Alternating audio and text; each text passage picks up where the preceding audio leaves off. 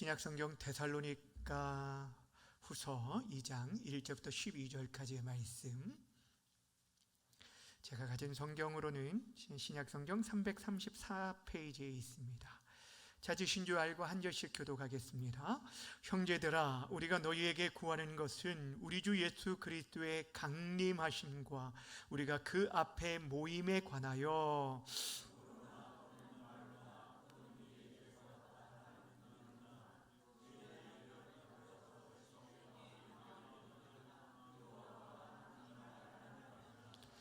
누가 어떻게 하여도 너희가 미혹되지 말라. 먼저 배교하는 일이 있고 저 불법의 사람 곧 멸망의 아들이 나타나기 전에는 그날이 이르지 아니하리니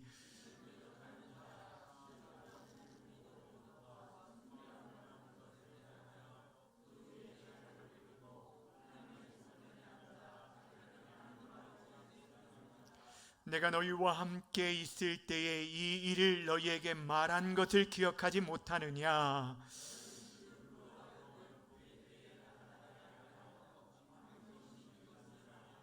불법의 비밀이 이미 활동하였으나 지금은 그것을 막는 자가 있어 구중에서 옮겨질 때까지 하리라.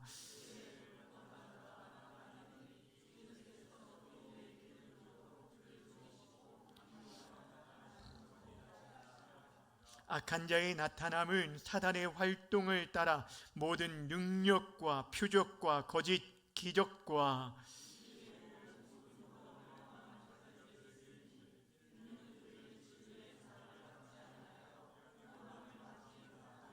이러므로 하나님이 미혹의 역사를 그들에게 보내사 거짓 것을 믿게 하심은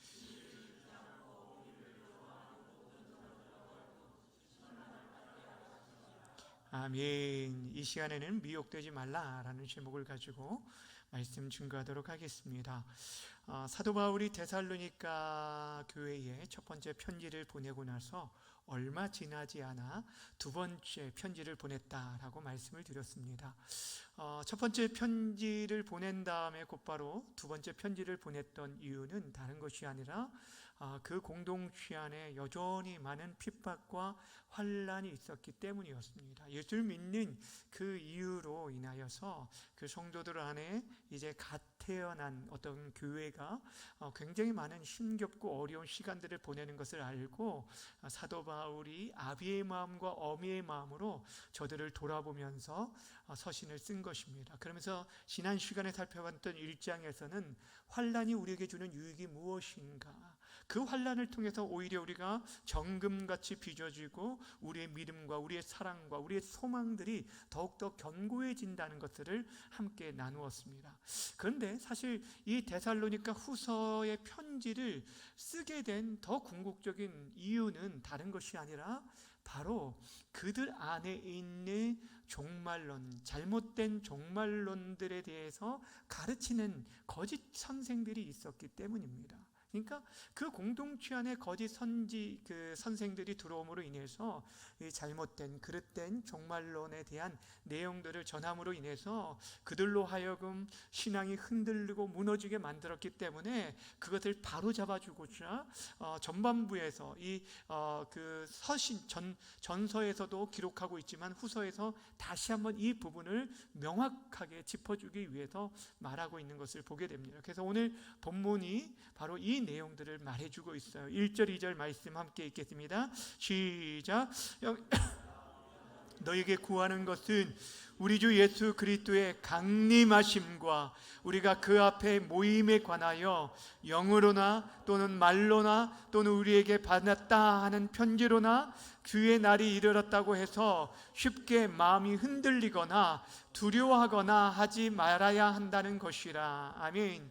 지금 사도 바울이 그들에게 지금 구하는 것이 하나 있다라는 거예요. 저들에게 지금 이 편지를 쓰고 있는 것, 정말 저들에게 권면하는 것이 하나 있는 게 게 뭐냐면 너희들이 지금 주의 강림에 대해서, 그래서 그날에 우리 모두가 함께 모이게 될 그 날에 대한 것들에 대해서 너희들이 바로 알기를 원한다. 이 일로 인해서 너희들이 흔들리거나 두려워하지 않기를 바란다 라는 내용을 가지고 오늘 본문을 기록하는 것을 보게 됩니다. 다시 말하면 지금 이 공동체 안에, 데살로니가 교회 안에 이 주의 강림과 관련된 재림에 대한 내용으로 인해서 굉장히 많은 미혹하는 것들이 있었음을 우리들이 짐작해 볼 수 있는 것입니다.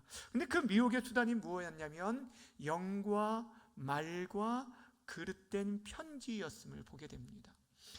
사람들이 내가 천사로부터 계시를 받았다 라고 갑작스럽게 얘기를 하기 시작합니다. 내가 성령으로부터 특별한 계시를 받았다라고 하면서 주의 강림이 이때쯤 올 것이다 라고 하면서 나름대로 다니엘서의 한 때와 두 때 반 이런 내용들을 가지고 사람들이 풀기 시작합니다. 그러면서 임의적으로 이날에 주의 재림이 임할 것이다, 주님께서 오실 것이다 라고 하면서 미혹하는 자들이 있었다는 거예요. 오늘 본문에서도 뭐라고 말하냐면 지금 주의 날이 이르렀다 라고 말하는 자들이 있어요. 즉 그의 날이 가까운 시한부 종말론자, 임박한 시한부 종말론을 주장하는 자들이 그들 안에 있었다라는 것을 말해주고 있습니다. 사실 여러분, 그렇게 말하면은 많은 사람들이요, 저 사람에게, 나에게는 임하지 않았는데 저 사람에게만 특별한 하나님의 계시가 있는가 보다 하면서 혹하기도 한다는 거예요. 특별히 그들은 당시에 바울이 보낸 편지가 아님에도 불구하고 이것이 바울이 보낸 편지다라고 하면서 가짜 편지까지 드러내면서 그들이 자신들의 이기심을 충족시키기 위해서, 자신들의 목적을 이루기 위해서 미혹하는 일들이 있었던 것을 보게 됩니다. 근데 여러분, 당시에 영이나 말로나 편지로 미혹했다라고 한다면 이 시대에도 동일하게 여러분 영에 대한 부분들, 말에 대해서 얘기를 하겠죠. 근데 요즘은 편지는 아니고 뭘로 할까요? 우리가 가지고 있는 카톡이나 유튜브 채널을 통해서 미혹하는 일들이 얼마나 많은지 몰라요. 제가 지난번에 이단 경계주일 때 오후에 그 이단에 관련된 내용들로 특강을 하기 위해서 여러 책을 참고하고 또 공신력 있는 그 유튜브 채널들을 보았는데, 그런데 이 유튜브로 이렇게 검색하면서 참 많은 이단 사이트들을 보게 되었어요. 그러면서 어떻게 이렇게 잘 만들었을까? 그러니까 여러분, 그들이 우리들이 생각할 때 굉장히 허접하게 만든 게 아니라 사람들이 참 혹할 만큼 굉장하게 잘 만들어졌다는 것을 제가 보면서 참 무서운 시대에 우리가 살아가고 있다라는 생각이 들어요. 가짜를 진짜처럼 이렇게 만드는, 그러니까 여러분 있잖아요, 요즘 그 짝퉁들이 판을 칠 때 이게 명품들, 가방들 있잖아요, 진품하고 짝퉁하고 구별하기 힘들 정도로 그렇게 비슷하게 만든다라고 하는데, 지금 이단들이 그 거짓된 교리들을 가지고 진짜처럼 얘기하는 일들이 너무너무 많다는 거예요. 사랑하는 여러분, 그래서요, 우리가 유튜브를 통해서 그냥 그냥 사람들이 많은 조회수가 있다라고 해서 그거 그냥 믿고 보면은 참 위험합니다. 듣지 말아야 할 것들을 듣게 되는 순간 우리가 미혹될 수 있어요. 여러분, 믿음은 어디서 나죠? 그냥 들으면서 나는 게 아니라 그리스도의 말씀을 들으면서부터 나게 됩니다. 그런데 미혹되는 것도 마찬가지예요. 그릇되고 잘못된 것을 들으면서부터 우리가 미혹되기 시작하기 때문에 우리들이 바른 것을 듣고 바르게 판단하며 분별력을 가져야 한다는 거예요. 그래서 마가복음 4장 24절에 보면 이런 말씀이 있어요. 너희가 무엇을 듣는가 스스로 뭐하라고요? 삼가라. 스스로 뭐하라고요? 삼가라는 거예요. 왜냐하면 이 듣는 것이 그만큼 중요하기 때문에 우리들이 그에 대한 분별력들을 온전히 가지고 있지 않으면, 바르게 서 있지 않으면 쉽게 넘어가기 때문에 주의하라라고 말합니다. 그러면서 예수님의 재림에 대한 많은 미혹들이 있는데, 이 지금 바울은 이 시한부 종말론자들에 대해서 우리가 어떻게 대해야 할지에 대해서, 어떤 반응을 보여야 할지에서 두 가지를 말하는데, 하나는 흔들리지 말 것을 얘기하고 두 번째는 뭐하지 말라고요? 두려워하지 말라라는 거예요. 다시 말하면 이단들이 또 사이비들이 결국에 우리의 그 믿음의 근간을 흔들어 버릴 때가 있고, 때로는 우리의 마음에 두려움을 줄 때가 있다라는 거예요. 그러니 이런 것들을 주의할 것을 우리에게 말씀해 주고 있어요. 여러분, 우리들이 하나님의 말씀 위에 정말 굳건하게 서 있으면 우리 마음이 흔들리지 않을 수 있어요. 여러분, 깊이 반석 위에 세워진 집들은 어떤 비바람, 여러분 우리에게도 비바람이 있잖아요. 믿는 우리들에게 어려움이 없나요?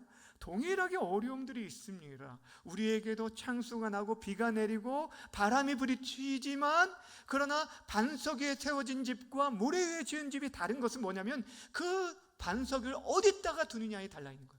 이게 우리에게 있어서 말씀의 그 진리 위에 우리가 서 있지 않으면 쉽게 흔들릴 수밖에 없어요.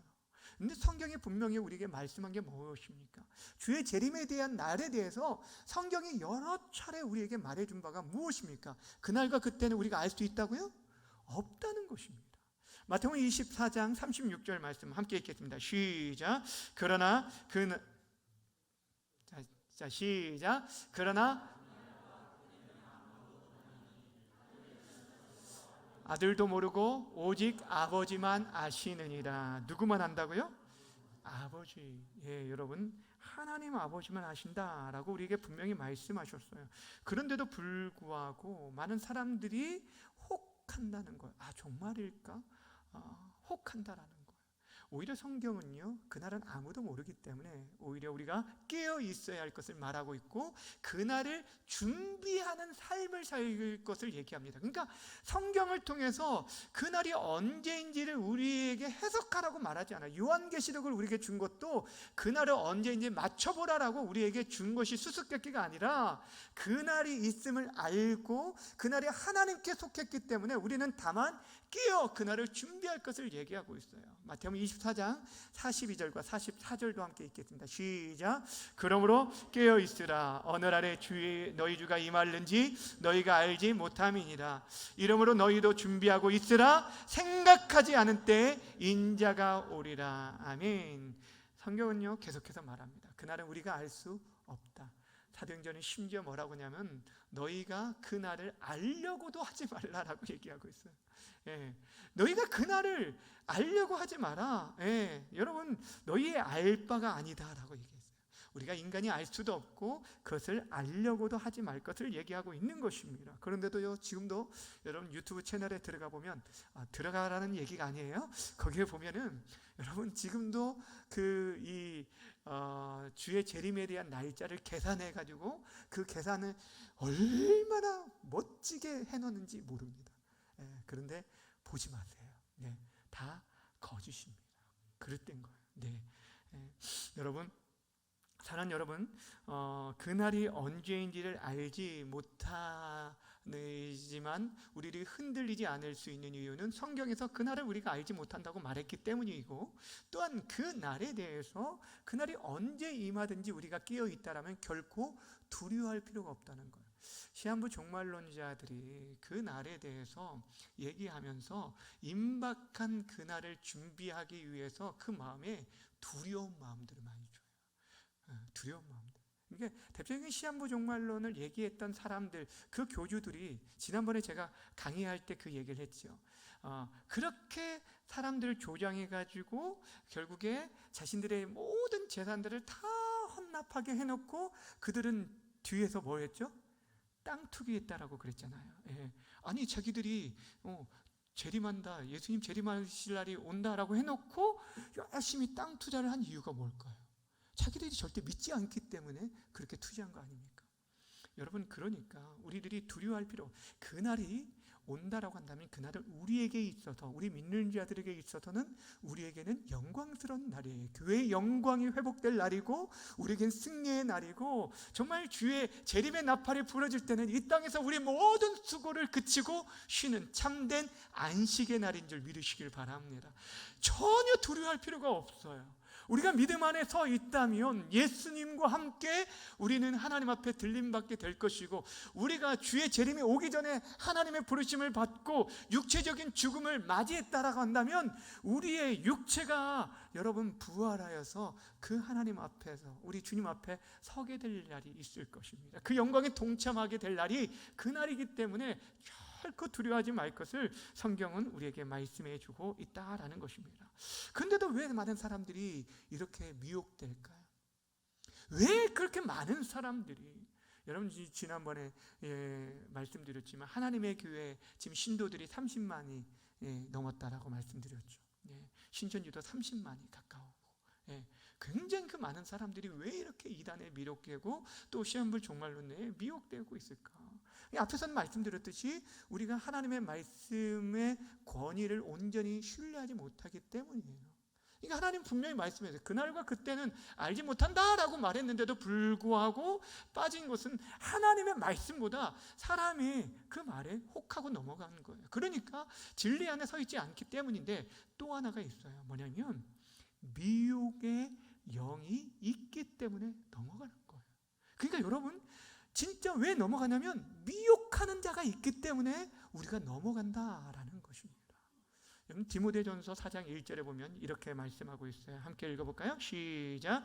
그러나 성령이 밝히 말씀하시기를 후일에 어떤 사람들이 믿음에서 떠나 미혹하는 영과 귀신의 가르침을 따르리라 하셨으니, 어떤 자가 있다고요? 미혹하는 영이 있다는 거예요. 여러분 우리를 미혹하는 영이 있어요. 계속 걸려 넘어뜨리려고. 이 미혹이라는 게 결국에 우리 앞에 장애물을 두어서 걸려 넘어뜨리게 하는 것이 이게 미혹이에요.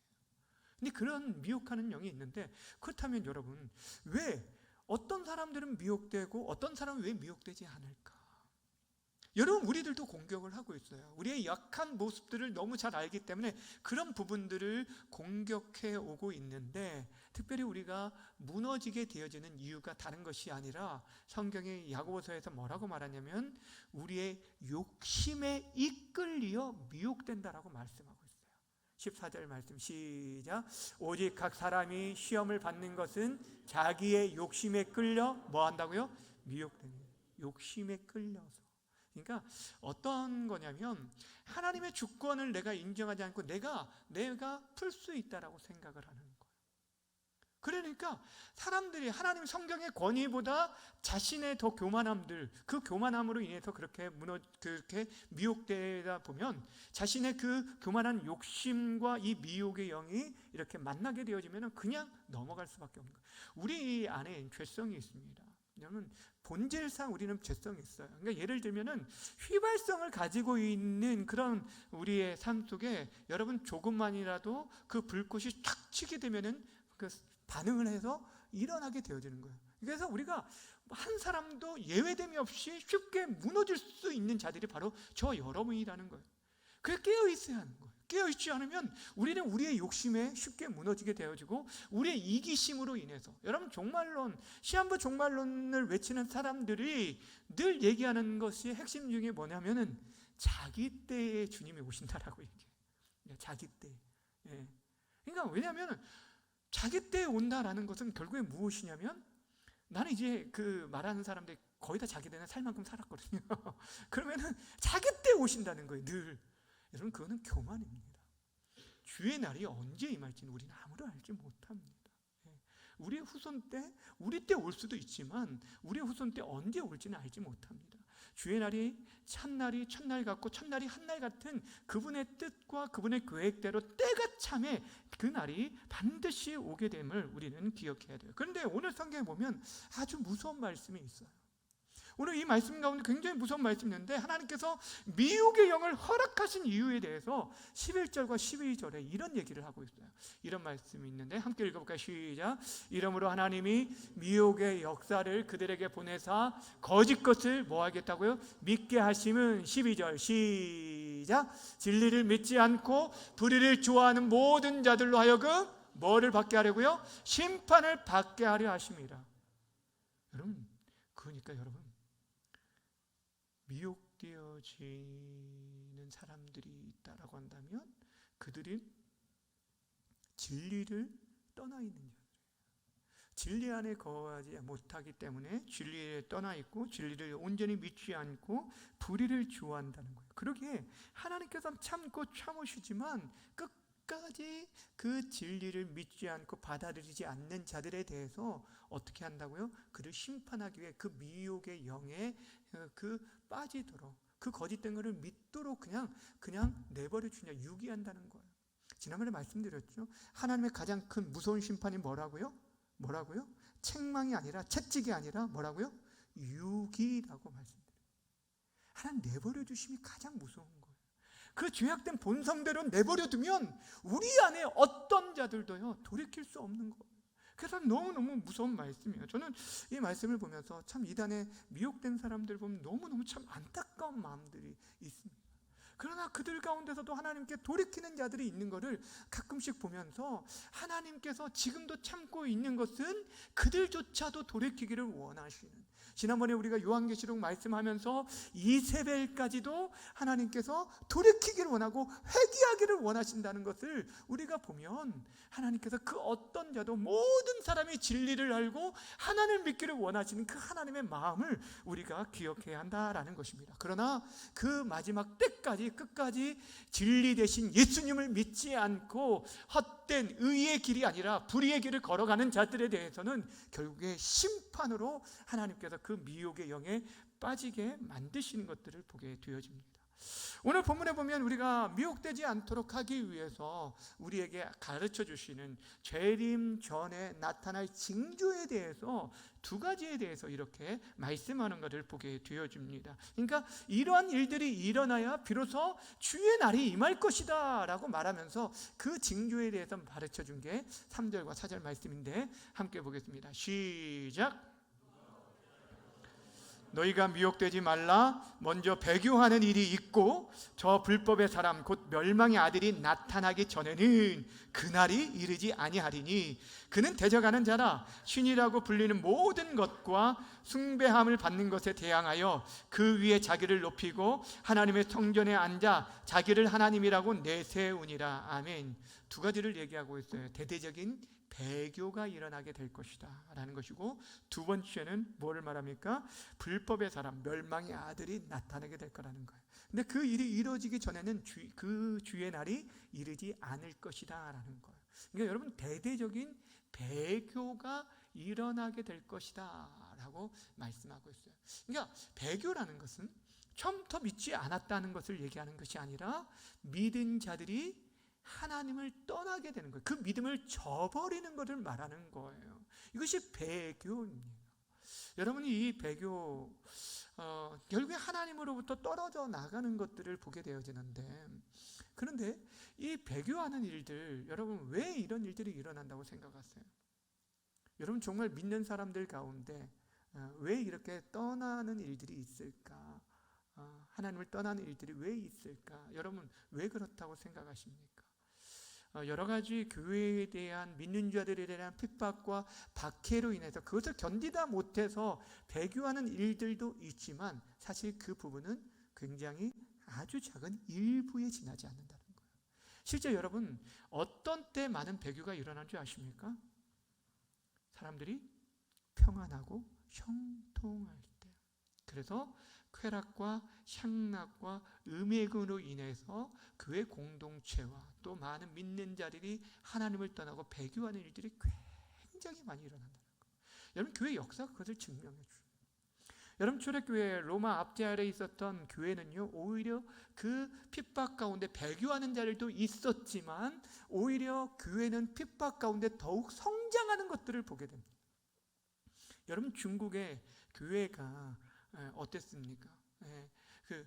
굉장히 문화혁명이 일어날 때 이제 중국 교회가 끝났다라고 생각했는데 오히려 문화혁명 그 기간 동안 교회가 지하에서 엄청 많이 일어나는 일들을 보여요. 그러니까 오히려 핍박 가운데 성도들의 믿음은 더욱 견고하게 세워지는 일들이 많았다는 거예요. 그런데 여러분 어떻습니까? 기독교가 국교화되어지고 그리고 나서 공인되어진 이후에 오히려 큰 권세를 가지기 시작하자 교회가요, 타락하기 시작합니다. 향락과 음행으로 인해서 교회가 한순간에 무너지는 것들을 보게 돼요. 로마 교회가 그렇게 해서 무너졌어요. 여러분 지금 이 시대도 많은 것들을 보게 됩니다. 이런 배교하는 일들, 근데 대대적인 배교가 일어나게 될 것을 얘기하고 있는데, 이때 배교는요 엄청난 무서운 그런 공권력이 동원되는 것들을 보게 됩니다. 여러분 다니엘서 11장에 이런 내용들이 있는데, 다니엘서 11장 31절과 36절 말씀을 함께 보겠습니다. 시작. 군대는 그의 편에 서서 성소 곧 견고한 곳을 더럽히며 매일 드리는 제사를 폐하며 멸망하게 하는 가증한 것을 세울 것이며, 그 왕은 자기 마음대로 행하며 스스로 높여 모든 신보다 크다 하여 비상한 말로 신들의 신을 대적하며 형통하기를 분노하심이 그칠 때까지 하리니 이는 그 작정된 일을 반드시 이룰 것임이라. 여러분 지금 뭘 얘기하냐면 이제 불법의 사람들이 일어나게 자게 될 거라고 얘기를 합니다. 멸망의 아들들, 저 그리스도가 나타나게 될 것을 얘기하고 있는데, 여러분 이들로 인해서 그 다니엘이 뭘 얘기하고 있냐면 멸망에 가증한 것이 거룩한 곳에 서게 될 것이라고 얘기합니다. 그러니까 성전에 하나님을 예비할 그 공간에 거짓된 우상들이 세워질 것들에 대해서 얘기하고 있어요. 그런 가증한 것들이 세워질 것들에 대해서 얘기하고 있는데, 특별히 여러분 오늘 보면은 군대가 그 견고한 곳을 더럽히고 매일 드리는 제사를 폐하게 될 것이다 라고 얘기해요. 이거는 실질적으로 이제 1차적으로 이루어진 것이 70년 AD 70년 그 로마의 디도 장군에 의해서 예루살렘 성이 무너지게 되어졌죠. 예. 그렇죠. 이제 성전이 무너져. 헤롯 성전이죠. 예루살렘 성전이라고 하기보다 헤롯 성전이라고 하면 좋겠죠. 헤롯 성전이 무너지게 되어졌습니다. 근데 그때 여러분 그 성전에 하나님께 드려져야 할 그 제단의 돼지피를 막 이렇게 뿌리고 뭐 이런 일들, 아주 막 그런 일들이 그 전부터 이루어지게 있었어요. 그 전분에도 있었고, 그리고 이제 70년에 이제 디도 장군에 의해서 완전히 회파되어지는 일들이 있었는데, 그런데 여러분 생각해 보세요. 하나님을 섬겨야 할 일들에 이런 일들이 일어나게 되어진 거 보세요. 저는 지난 3년의 그 코로나 기간 동안 저는 이런 모습들을 조금 보게 되었어요. 이런 어려움들이 진짜 임하면 정말 대대적인 그런 배교가 일어나겠구나 생각이 들었어요. 여러분 당시에 코로나로 인해서 예배 제한되었을 때 10명, 19명 그 교회 그 자석 수에 따라서 몇 퍼센트 예배 드리게 해서 저희가 10명이 드릴 때가 있고, 한 번 예배에 19명까지 예배 드린 적도 있고 그랬었습니다. 20명이 예배 드리고, 기억나시죠?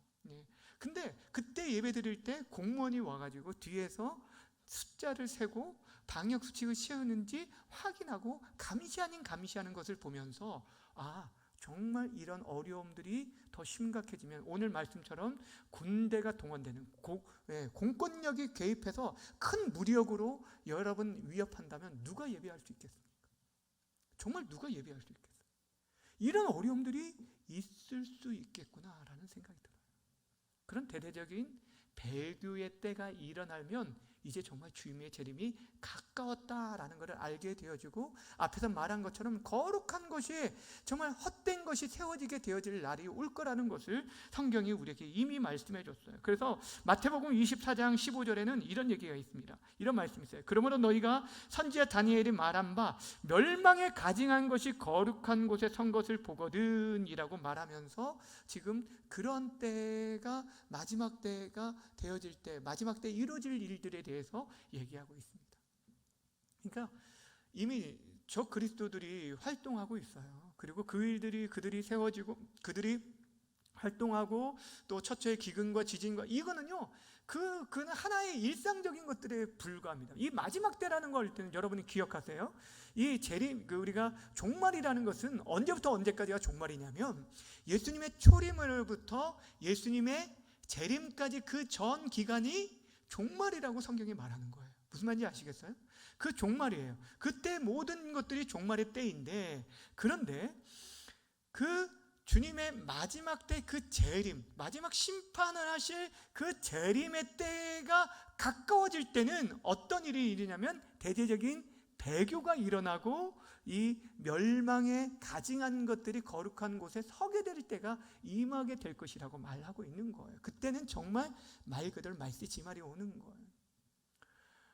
여러분 그런 일들을 이제 보게 될 것입니다. 유럽의 교회들이 십자가가 교회들이 무너지고 그 뒤에 모스크가 세워지는 일들은 뭐 어제 오늘 일들이 아닙니다. 벌써 10여 년 전부터 여러분 중국의 선교사님들이 다 쫓기게 되어지고 교회 십자가 철거하는 일들, 여러분 영상으로도 굉장히 많이 나왔어요. 철거되어지는 일들이 얼마나 수없이 많이 일어났는지 모릅니다. 근데 그 일들이 지금 계속적으로 일어나게 됩니다. 어찌 보면 그것은 우리들이 교회적인 사명들을 감당하지 못한 부분들도 있지만, 그러나 지금 마지막 때에 그런 징조들을 보여주고 있다라는 것을 우리가 기억해야 하는 것입니다. 그런데 여러분, 한 가지 더 놀라운 말씀이 오늘 6절 7절에 나와 있어요. 6절 7절 말씀, 어떤 말씀이 나오는지를 여러분들이 6절에도 나오고 7절에서 나오는 말씀이 무엇인지를 여러분들이 한번 발견하면서 읽었으면 좋겠습니다. 함께 읽겠습니다. 시작. 너희는 지금 그로 하여금 그의 때에 나타나게 하려 하여 막는 것이 있는 것을 아나니, 불법의 비밀이 이미 활동하였으나 지금은 그것을 막는 자가 있어 그 중에서 옮겨질 때까지 하리라. 아멘. 지금 저 그리스도 그들이 대대적인 이제 활동들을 펼치게 되어질 텐데, 사실 지금도 불법의 비밀이 이미 활동하고 있다라고 말하고 있어요. 지금도 뭐 하고 있다고요? 지금도 활동하고 있다는 거예요. 여러분 지금도 활동하고 있잖아요. 종말의 때 계속적으로 그 활동은 끊이지 않았어요. 그런데 여러분 오늘 성경이 뭐라고 말하냐면 그것을 막는 것이 있고 막는 자가 있다라는 거예요. 이게 놀랍지 않습니까? 그들이요 정말 자신들이 그 완전히 전면에 나타나서 그것들을 드러내지 못하고 있는 이유가 뭐냐면 지금 그것들을 막아서는 자들이 있기 때문이에요. 막는 자, 바로 성령께서 그 일들을 감당하고 계시고 바로 교회가 그 일들을 감당하고 있음을 말해주고 있는 거예요. 사랑하는 여러분, 왜 교회가 이 마지막 시대에 중요한지 아십니까? 왜 사단은 그렇게 교회를 무너뜨리려고 하는지 아십니까? 바로 여기에 비밀이 있기 때문이에요. 이것이 터지는 순간, 이것이 무너지는 순간 여러분 정말 물밑에 수많은 사람들을 미혹하고 넘어뜨리려는 이런 저 그리스도가 여러분 활동하는 것들을 보게 될 거예요. 그러면 여러분 정말 우리 가운데 정말 믿음을 지킬 수 있는 사람들이 얼마나 될지 모른다는 거예요. 그만큼 무서운 시대에 성령께서 우리를 지키시고 보호하시고 있을 뿐 아니라 교회가 그의 일들을 위해서 앞장서 나가야 돼요. 참 감사한 게 지금도 여러분 보세요. 서양에나 지금도 굉장히 많은 유럽 국가에서도 보면 미국에서부터 시작해서 지금 여러분 이 동성애가 합법화된 나라들이 얼마나 많이 있습니까? 네. 근데 지금도 국회에서 그것들이 계속적으로 끊임없이 상정되는 거 아시잖아요. 근데 끊임없이 반대하며 나아가는 집단이 있어요. 어디서 할까요? 교회에서 하고 있어요. 여러분 교회에서 하고 있어요. 얼마나 여러분 이게 중요한지 아십니까?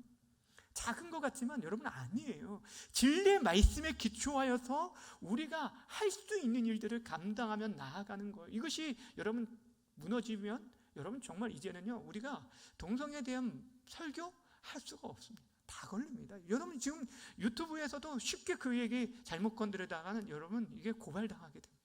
무서운 시대에 우리가 살고 있지 않을까요? 그러니까 우리가 그럼에도 불구하고 아직까지도 성령께서 하나님의 사랑하는 자, 진리를 지키며 나아가려고 하는 정말 그리스도의 복음을 가지고 살아가는 저와 여러분들을 통해서 끝까지 하나님께서 최후의 보루로 세워준 교회가 이 일들을 우리가 끝까지 감당하며 나아가야 돼요. 여러분 세상의 사람들은요 많고 적음으로 인해서 그 일들이 이루어진다라고 생각하지만 아닙니다.